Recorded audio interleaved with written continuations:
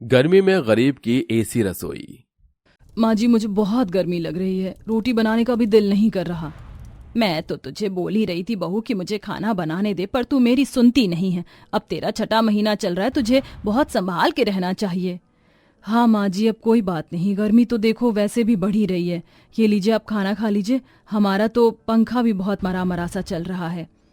नहीं बहू, इतनी गर्मी में बैठकर खाना खाने का भी जी नहीं करता, लेकिन ये गरीबी पता नहीं कब तक हम पर बरसती रहेगी। दोनों ने जान ले रखी है।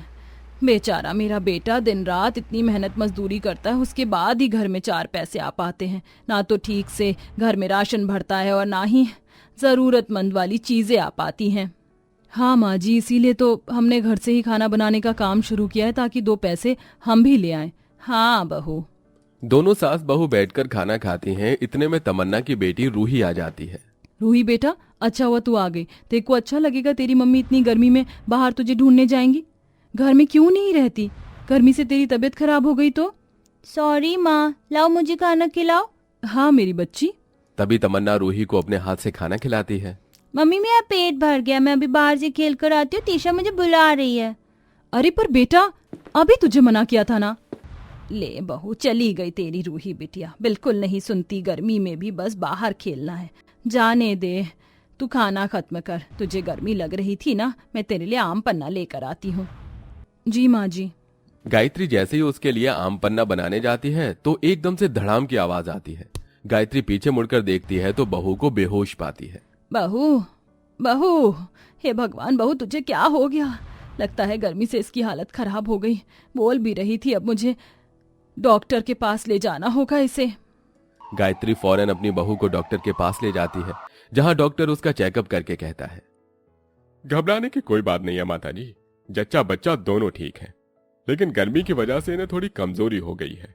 बेहतर होगा कि आप इन्हें ठंडा खिलाइए पिलाइए और ठंडक में ही रखिए, गर्मी से इनकी हालत खराब होगी। ठीक है डॉक्टर साहब, मैं अपनी बहू का पूरा ख्याल रखूंगी। चल बहू, घर चल। गायत्री अपनी बहू को घर ले आती है और उसे बिठाकर डांटती है। तू मेरा बिल्कुल भी कहना नहीं मानती है तमन्ना बहू। मैं बोल रही थी ना, तुझे रसोई का काम नहीं करना चाहिए। इतनी गर्मी रहती है फिर भी तुझे चूल्हे पर ही खाना बनाने लगती है। ये तो देख, अब तू गर्भवती है और गर्मी तेरे से सहन नहीं हो रही है। बस बहू, आज के बाद तू रसोई में नहीं जाएगी। बाहर के खाने का ऑर्डर आज से मैं बनाऊंगी और मैं ही पैक करके दूंगी। अरे माँ जी, परवर कुछ नहीं सुनना मुझे। गायत्री अपनी बहू को दोबारा से आम पन्ना बनाकर पिलाती है। वहीं दूसरी ओर रूही तीशा के पीछे पीछे उसकी रसोई तक पहुंच जाती है, जहां पर एसी लगा हुआ था और बहुत ठंडक थी। वो दोनों फ्रिज में से निकाल कर पानी पीती है। अरे तीशा, तेरी रसोई तो बहुत ज्यादा ठंडी है, जैसे कि मैं फ्रिज में बैठी हूँ। तेरी मम्मी ने यहाँ पर एसी लगवा रखा है?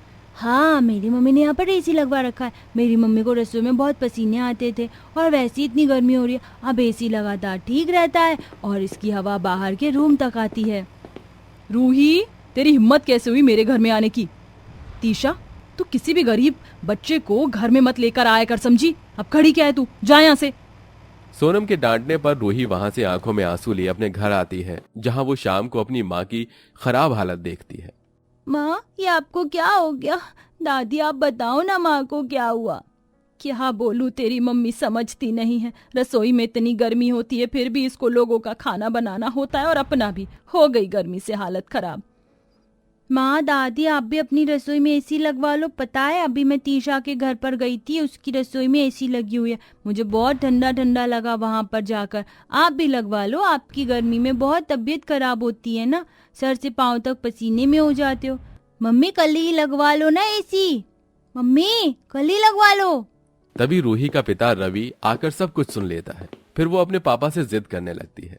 पापा पापा, एसी लगवा लो ना, मम्मी की हालत देखो कैसी रहती है। पापा, एसी लगवा लो। अरे बस कर, तू कितनी जिद करती है। अपने पापा के आने पर भी जिद करने लग गई। उन्हें बैठने तो दे, इतनी गर्मी से बाहर से आए हैं और वैसे भी एसी बहुत महंगा होता है। चुपचाप बैठ और खाना खा। हाँ बेटा, एसी बहुत महंगा होता है, हम एसी नहीं खरीद पाएंगे। नहीं पापा, आपको एसी लगवाना ही होगा, वरना मैं खाना नहीं खाऊंगी।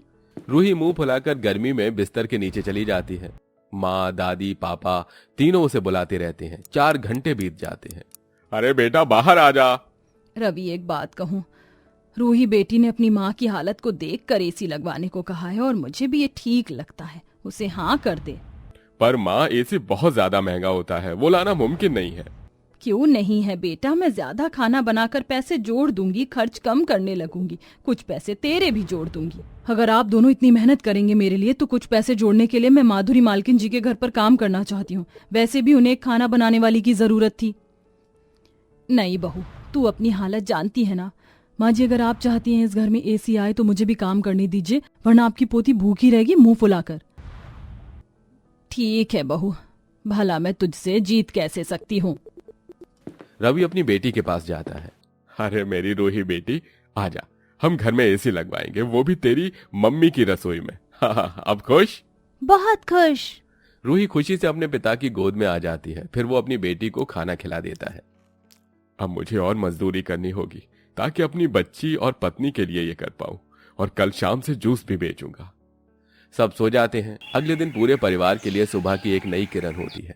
सास घर की सफाई करके अपने बहू को पौष्टिक आहार देकर बाहर के लोगों का खाना बनाना शुरू कर देती है, और बहू बेटे घर से बाहर काम करने के लिए गायत्री से आशीर्वाद लेते हैं। अरे बस बस मेरे बच्चों, मेरा आशीर्वाद तुम दोनों के साथ है। बहू ख्याल रखना। जी माँ जी। तमन्ना माधुरी मालकिन के घर चली जाती है, जहां वो मालकिन की एसी वाली रसोई में आराम से खाना बनाती थी। वहीं दूसरी तरफ गर्मी में रवि ईंट पत्थर उठा उठाकर एक बिल्डिंग से दूसरी बिल्डिंग में ले जाता है, और वहां से काम खत्म करके किसी का ठेला लेकर आम का जूस बेचने लगता है। आम का जूस, 10 रुपए का गिलास, सिर्फ 10 रुपए का गिलास। आइए आइए, आम का जूस पीजिए, चेरी और नारियल के बुरादे से सजा हुआ आम का जूस पीजिए। ये लीजिए भैया पैसे, मुझे भी दे दीजिए 2 गिलास। ये लीजिए। हाँ शुक्रिया, और आप बहुत सस्ता और अच्छा आम का जूस दे रहे हैं। धन्यवाद। इस तरह भरी गर्मी में घर के तीनों सदस्य इसी तरह संघर्ष करके पैसे बचाते हैं, ज्यादा खर्च नहीं करते और पूरी मेहनत करते हैं। 1.5 महीने बाद वो जब अपने पैसे गिनते हैं तो उसमें 1000 रुपए की कमी हो जाती है। ये क्या माँ जी, हम सब ने इतनी मेहनत करी और इसमें से अभी भी 1000 रुपए कम है। 44,000 रुपए से कुछ नहीं होगा। हे भगवान, लगता है हमें थोड़ी और मेहनत करनी पड़ेगी। कोई बात नहीं, थोड़े दिन बाद एसी ले आएंगे। अगले दिन तीनों फिर से अपने काम को मेहनत से करने लगते हैं। तमन्ना मालकिन के यहाँ खाना बना रही होती है कि तभी किचन में माधुरी आती है, जो परेशान तमन्ना का उतरा चेहरा देखकर उससे पूछती है। अरे तमन्ना, तुम किस बात को लेकर परेशान हो? क्या हुआ? देखो तुम्हारा 8वां महीना लगने वाला है, अगर काम नहीं हो रहा तो बता दो। अरे नहीं नहीं मालकिन, ऐसी कोई बात नहीं है। मेरी बच्ची घर में एसी लाने की बहुत जिद कर रही थी। कल एसी लाने के लिए पैसे की गिनती की तो उसमें 1000 रुपए कम थे। बस उसी के बारे में सोच रही थी। अरे बस इतनी सी बात मुझसे कह देती, मेरे पति की इलेक्ट्रॉनिक शॉप है, मैं तुम्हें उनसे एसी दिलवा दूंगी। तुम इतना बढ़िया खाना बनाती हो, 1000 रुपए तो माफ कर ही सकते हैं। नहीं नहीं मालकिन, इतनी मेहनत करी है, वो 1000 रुपए भी मेहनत से ही चुकाना चाहती हूँ मैं। अरे बाबा ठीक है, तुम यहाँ पर जो काम करोगी तुम्हारी पगार से मैं पैसे काट लूंगी अगले महीने। फिलहाल तुम एसी खरीद के घर पर ले जाओ। सच में मालकिन, आप बहुत अच्छी हैं। अच्छी तो तुम भी हो। इतनी गर्मी में भी प्रेगनेंसी के समय सिर्फ तुम नहीं, तुम्हारा पूरा परिवार मेहनत कर रहा है, वो भी अपने बच्चों के लिए। कहाँ मिलता है आजकल ये सब देखने को। जी मालकिन, ये तो है। अब तुम घर जाकर आराम करो, मैं अपने पति की शॉप से एक अच्छा सा एसी तुम्हारे घर बजट के घर पर भिजवा दूंगी, वहीं पैसे दे देना। शुक्रिया मालकिन। अगले दिन माधुरी उनके घर पर एसी लगवा देती है और कंपनी वाले उनके घर पर एसी की इंस्टॉलेशन के पैसे लेकर चले जाते हैं। रूही एसी की ठंडी हवा खाकर ताली बजाकर कूदती है। इतने में रवि भी आ जाता है। ये हमारी भी रसोई में एसी लग गया। मम्मी मम्मी, अब आपको कभी गर्मी नहीं लगेगी रसोई में। हाँ मेरी बच्ची। सच में यकीन नहीं हो रहा, हमारे घर में एसी लग गया।